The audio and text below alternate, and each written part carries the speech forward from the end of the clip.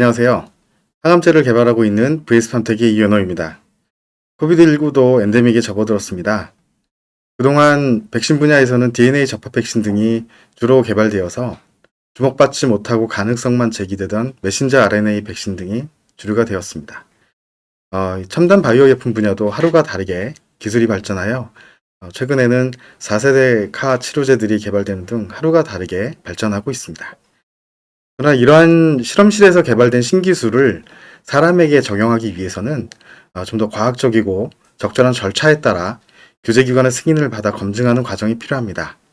이 과정을 우리는 임상시험이라고 합니다.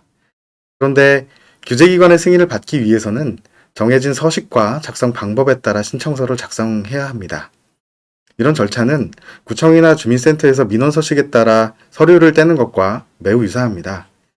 다만 기재하는 내용이나 자료가 우리가 개발한 제품에만 한정적이기 때문에 매우 스페시픽하고 논리 정연해야 한다는 것이 차이점이 있습니다.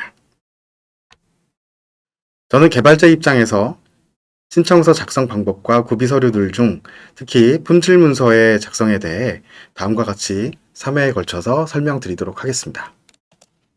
그 첫 시간으로 임상시험 계획 승인 신청서와 부속 서류 작성에 대해 알아보도록 하겠습니다. 이 과정을 통해서 첨단 바이오 의약품의 국내 IND 신청에 필요한 서류들의 구성과 작성 방법 등을 알아보도록 하겠습니다.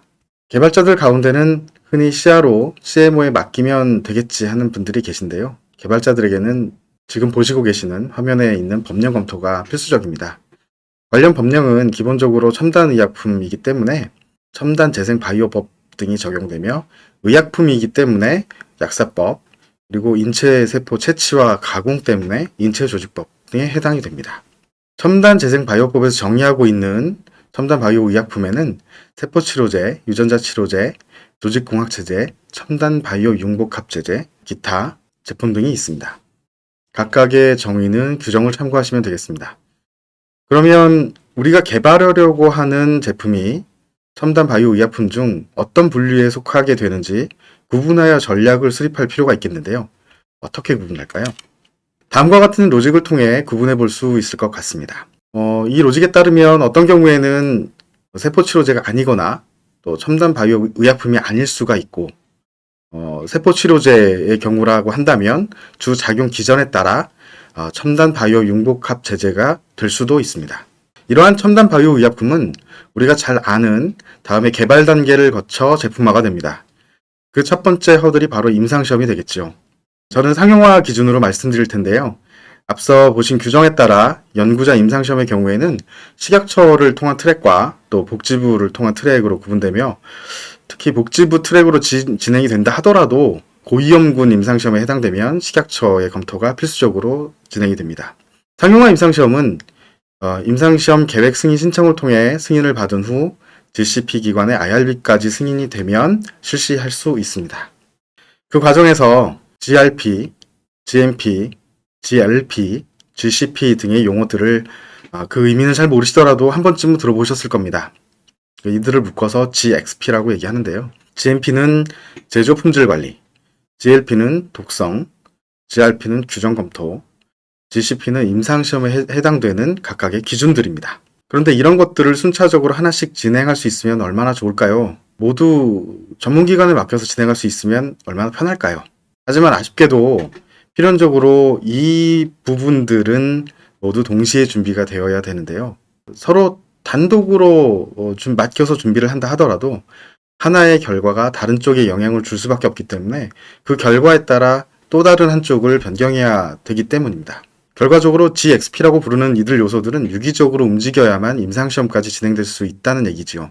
GMP 같은 경우에 약품을 맡겨서 생산을 한다. 그럼 생산한 걸 가지고 자료를 가지고 그냥 자료에 첨부하면 되지 않느냐라고 생각할 수도 있지만 그것들이 규정에 맞지 않으면 또는 임상시험에까지 영향을 주게 된다면 이라는 것을 가정을 할 때 유기적으로 움직인다는 말이 이해가 되실 겁니다. 그럼 임상시험에 필요한 자료들을 확인해 보도록 하겠습니다.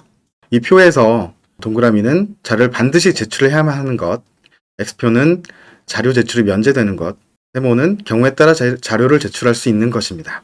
우리가 개발하려는 첨단 바이오 의약품은 이 표의 가장 아래 7번 항목에 해당되는 품목에 속합니다. 그런데 제출 항목을 보시면 대부분 세모로 되어 있을 겁니다. 즉 보시면 아시겠지만 자료 제출의 범위는 개개의약품의 특성에 따라 판단한다 라고 기재가 되어 있는데요. 규제기관에서의 이러한 의미는 제출하라는 의미로 해석되는 것이 정석입니다.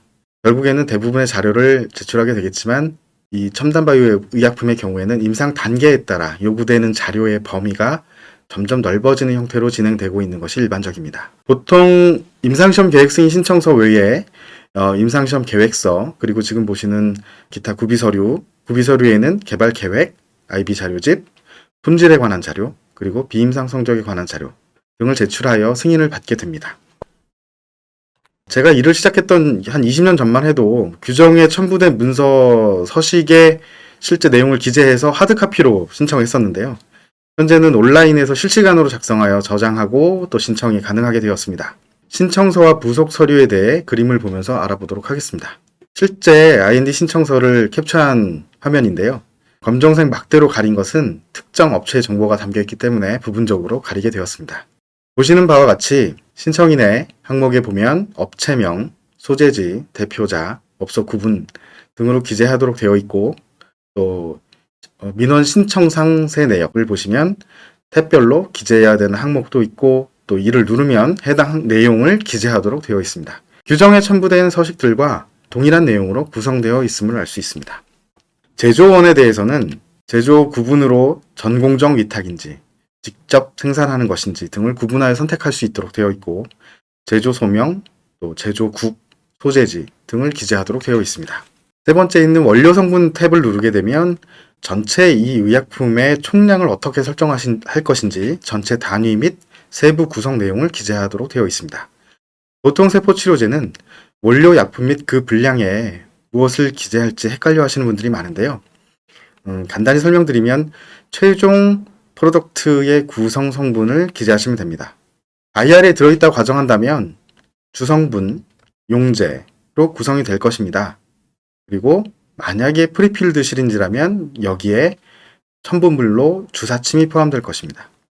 그래서 주성분 세포, 또 세포의 규격, 세포수를 세는 단위, 그리고 그것을 만든 제조원 등을 기재하도록 되어 있고요. 이 중에서 이제 규격이라고 하면 원료 또는 원료 의약품에 대한 품질 관리 기준 및 시험 방법을 의미하는 것으로서 별도 규격이라고 표현하고 있습니다. 통상적으로 제형은 주사제일 것이고 성상은 보이는 색상과 모양을 기재하도록 되어 있습니다. 제조 방법과 기준 및 시험 방법에 대해서는, 또 임상시험 계획서에 대해서는 일반화하기 어려움이 있어서 생략하였습니다. 자사에서 가지고 계신 내용을 기재하시면 되겠습니다. 저장 방법은 잘 아시다시피 안정성 시험을 통해 설정한 저장 방법과 용기의 종류를 기재하도록 되어 있습니다. 보통 주사제의 경우에는 기밀 용기로 설정하게 되는데요. 경우에 따라서는 다른 용기에 넣을 수도 있습니다. 약전을 보시면 기밀, 밀폐, 밀봉 등에 대한 상세 설명이 나와 있으니 참고하시면 되겠고요. 여기 예로 기재된 것처럼 어떤 땡땡땡땡 주, 2mm, 기밀 용기, 냉장 보관 이런 식으로 표현을 하게 됩니다. 마지막에 있는 설계 기간과 관련된 탭은 임상시험에 관한 것으로서 임상시험 단계와 무작위 배정 여부, 임상시험의 형태, 그리고 퍼스트 인 휴먼 인재 여부, 중재군, 시작 및 종료 예정일을 기재합니다. 여기까지가 IND 신청서와 부속 서류에 관한 사항이었습니다. 쭉 보셔서 아시겠지만 첨단 바이오 의약품이라고 하더라도 임상시험 방법은 계획서상별로 좀 다를 수는 있겠지만 임상시험 관련 문서 서식이나 제출하는 방법은 일반적인 의약품과 동일하기 때문에 처음 진행한다고 하더라도 크게 어렵게 느끼시지 않으셔도 될 것 같습니다. 다음 시간에는 원료 의약품의 품질 관리에 대해 알아보도록 하겠습니다. 감사합니다.